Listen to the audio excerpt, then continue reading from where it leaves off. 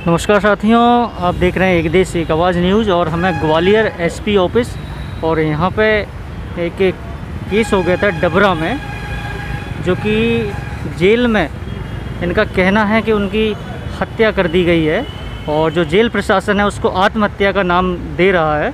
हम इनसे जानेंगे क्या है पूरा ये मामला और क्या आज एसपी साहब ने आपको आश्वासन दिया है। क्या नाम है आपका? मेरा नाम दीपक साकिया है। आप कौन है उनसे? मैं उनका लड़का हूँ। अच्छा, तो क्या घटना क्या हुई है? घटना यही हुई है कि जब जेल से फ़ोन आया मेरे पास। आपके पिताजी जेल में थे? हाँ, मेरे पिताजी जेल में थे, तो जेल से मेरे फ़ोन आया। किसने किया फ़ोन? जेल प्रभारी ने फ़ोन किया कि आपका पिताजी ख़त्म हो चुके हैं। कब की घटना है ये? ये 9 तारीख की घटना है। 9 तारीख? हाँ, इसी 9 तारीख? हाँ, ये इसी 9 तारीख की। अच्छा, तो क्या फ़ोन आया आपके पास? फ़ोन आया था कि ये बोल रहे थे कि आपके पिताजी ख़त्म हो गए हैं। पर मैंने पूछा कैसे, कहाँ, कैसे हुए, पर उन्होंने कुछ नहीं बताया। कह रहे आप यहीं आके आप खुद देख लीजिए। फिर आप गए जेल? हाँ, हम जेल गए थे। क्या हुआ फिर जेल में? जेल में जाके देखा मैंने, तो मुझे तो ये लग रहा था कि इसमें तो मारा गया है मेरे पिताजी को। क्या स्थिति थी उस टाइम पे? स्थिति पिताजी की क्या स्थिति थी? स्थिति थी ऐसे लग रही थी उनको मार पीट के मतलब फांसी पर टांग दिया है। तो हाँ, मतलब उनको लटकाए? खिड़की पर लटकाया हुआ था। कितनी ऊंची थी खिड़की? खिड़की 6 फुट की थी। 3 फुट की खिड़की थी और 3 फुट की दीवार थी। गला कैसे बना था उनका? गला एक पतली लस्सी से बना हुआ था। ऐसे लग रहा था मतलब जे कि उनको कोई मार के पहले मारा है, पीटा है, फिर उनके बाद उनको लटका दिया है उससे। और उनका पैर एक खिड़की पर रख दिया था जिससे मतलब रस्सी न टूटे, और एक हाथ उनका सरिया से बांध भी दिया था जिससे मतलब नीचे की तरफ ना झुके। तो आप बता रहे चोट के भी निशान? चोट के भी निशान थे। एक घुटने में ब्लड भी आ रहा था, खून का भी निशान है। मेरे पास वीडियो भी बना हुआ है, सब कुछ है मेरे पास, फ़ोटो भी हैं उनके। और 2 डंडे पैर में भी थे, निशान थे जांघ में। कभी उनसे बात कब हुई थी आपकी? मेरी बात हुई थी 9 तारीख को बात हुई थी। एक दिन ये दुर्घटना से पहले, एक दिन पहले मेरी बात हुई थी उनसे। तो मेरी बात होने से पहले उनने मेरे से ये बोला था कि आप मिलने क्यों नहीं आए।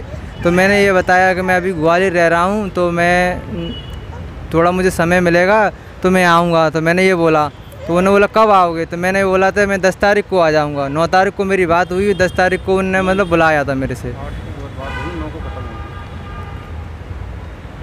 तो जेल प्रशासन ने आपको बुलाया तो वहाँ पे मतलब लटके मिले आपको? हाँ, वो लटके मिले थे। तो मैंने जैसे ही जाके बोला कि मेरे। कौन सा समय था जब आप गए थे? सुबह के 10 बज रहे थे। 10 बज रहे? हाँ। तो फिर आपके सामने उनको उतारा गया?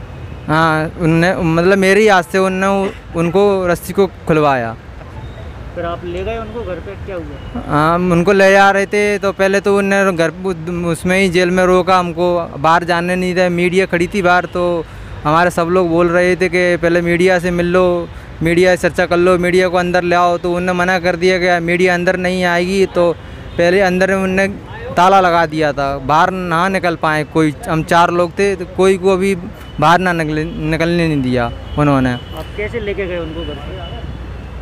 तो उन्होंने पहले तो हमारे सांसद के वहीं पे करवाए सब लोग कि पहले यहाँ पर सांसद के कर लो, उसके बाद ये लाश को ऊपर बाहर ले जाएंगे। तो उनने अपनी तरफ से गाड़ी भी की।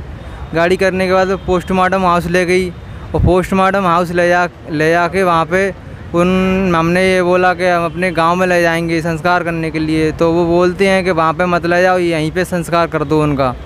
और संस्कार करने की बोल रहे थे। तो हमने बोला हमारे पास लकड़ी वकड़ी कुछ नहीं है। तो उन्होंने बोला हम सब कर देंगे, पैसा भी देंगे और आपका पूरी सुविधा भी यहीं पे मिल जाएगी, आप तो यहीं पे कर दीजिए। तो हमारे सब लोग कहने लगे, लेकिन हमारी उन्होंने एक भी ना मानी। आपका आरोप ये है कि वो ज़बरदस्ती अंतिम संस्कार के लिए अपने हाथों वो ले गए वहाँ पे और आपको बॉडी तक नहीं थी उन्होंने? हाँ, ये आरोप है। आप मतलब ये कह रहे हैं कि वो आप बॉडी जो मांग रहे थे वो भी नहीं? नहीं, उन्हें बॉडी भी नहीं दी हमको। बॉडी भी नहीं दी, मना कर दी कि आप गांव मत ले जाइए। और पिछोर थाने से दरोगा साहब आए, उन्होंने भी मना किया कि पर वहाँ पे मत ले जाओ।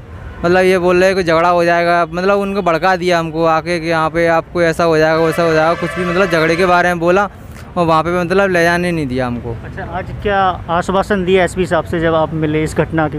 ये एसपी साहब बोल रहे थे कि आपकी कार्रवाई चल रही है, आपके जज साहब से मतलब जज साहब आपको फ़ोन लगाएंगे, बुलाएंगे।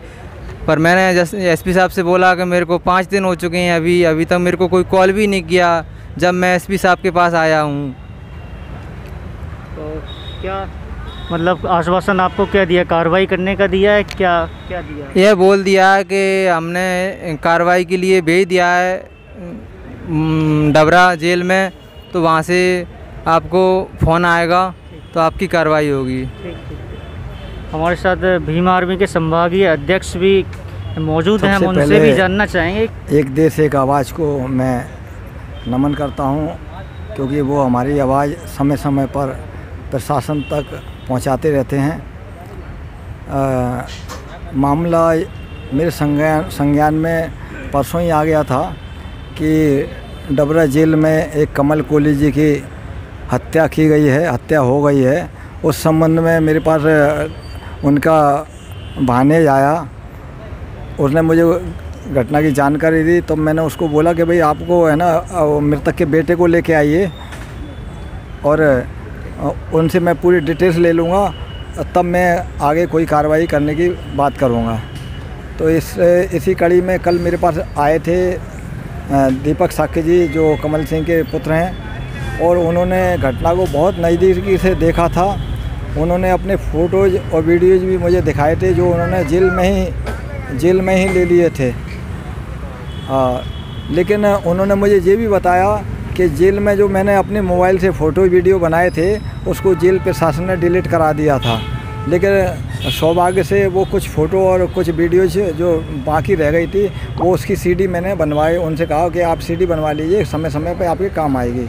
मेरा कहने का मतलब ये है कि कमल कोहली की हत्या जेल प्रशासन में हुई है, जेल प्रशासन की लापरवाही से हुई है, या जेल प्रशासन ने खुद कराई है, हत्या हुई है, जिसे उन्होंने आत्महत्या साबित करने के लिए एक पतली सी रस्सी पर नाड़ा, जो पजामे का नाड़ा होता है, उस पर उसकी बॉडी को लटका दिया गया।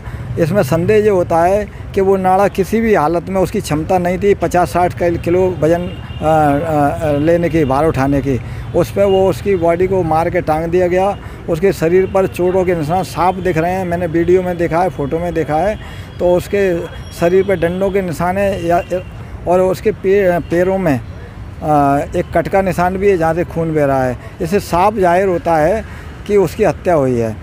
और हत्या का एक कारण और ये भी हो है, पक्का पुख्ता प्रमाण है कि अगर हत्या नहीं थी, आत्महत्या थी, तो उनकी बॉडी को पोस्टमार्टम के बाद में उसको सीधे शमशान क्यों ले जाया गया और वहाँ क्यों उनको जलाया गया, और उसका सारा का सारा इंतजाम पुलिस ने ही क्यों किया। ये सब काम, ये सब क्रिया ये उनके परिजन की होती है। पीएम के बाद में उनकी बॉडी को परिजन को देना चाहिए था, वो नहीं दी गई। इसका मतलब सीधा जाता है कि साक्ष्यों को मिटाने के लिए उनकी बॉडी को अंतिम संस्कार किया गया। और एक बात मैं ये कहना चाहता हूँ, जिस आदमी ने आज से 4-6 महीने पहले मर्डर किया था, और मर्डर करने के बाद में वो खुद थाने में गया था, उन्हें अपने आप को थाने का सरेंडर किया था, तो वो ऐसा आदमी आत्महत्या कर ही नहीं सकता। या तो इसमें मृतक, जो उसके पूर्व मृतक हैं जिनकी उन्होंने हत्या की थी, या तो उन लोगों ने साजिश करके जेल प्रशासन ने मिलकर उसकी हत्या कराई है, अथवा जेल प्रशासन के किसी पुलिस वाले ने, किसी प्रहरी ने, या वहाँ बंदियों ने उसको बेरहमी से मारा है और उसकी हत्या की गई है।